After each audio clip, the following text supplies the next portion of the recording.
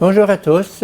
Je continue à vous partager des extraits du livre du professeur Ratzinger, La célébration de la foi. On retrouve dans toute l'humanité un besoin qui a poussé toutes les religions à pratiquer la procession, la marche solennelle en commun dans la communauté des croyants, dans la communauté avec le Dieu en qui l'on croit. Au 11e siècle, dans certaines régions de France, on promenait solennellement le Saint-Sacrement à la procession des rameaux. On ne voulait pas seulement commémorer un événement historique, mais entrer triomphalement avec le Christ vainqueur dans sa demeure pour la lui remettre à nouveau. Ce qui, le dimanche des rameaux, restait ambigu, assombri par les ténèbres de la croix.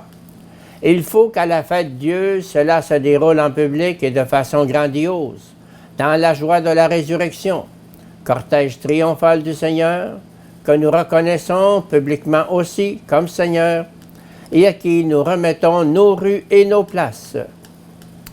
Dans la procession de la fête Dieu, ce rapport de la foi à la terre et à la totalité du créé est traduit, pour ainsi dire physiquement, par la marche autour de nos champs et à travers nos campagnes.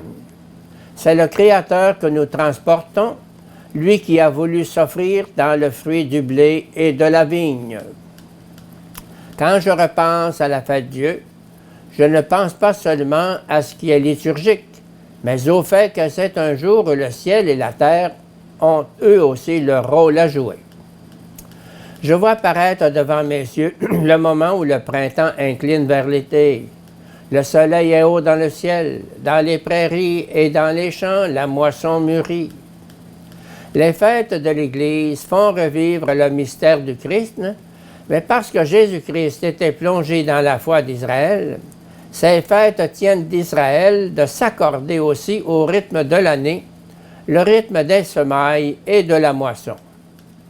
Comment pourrait-il en être autrement avec une liturgie dont le cœur est constitué par le signe du pain, ce fruit de la terre et du ciel?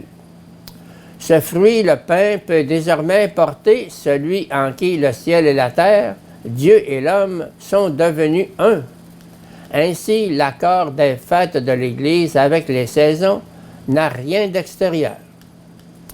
Parce que la fête Dieu est confession de l'amour, le mystère de la transsubstantiation se trouve à bon droit placé au centre de ce jour. L'amour est transformant. La fête de Dieu nous dit, oui, l'amour existe, et parce qu'il existe, la transformation est possible. Et voilà pourquoi nous pouvons espérer. Et l'espérance nous donne la force de vivre, de supporter le monde.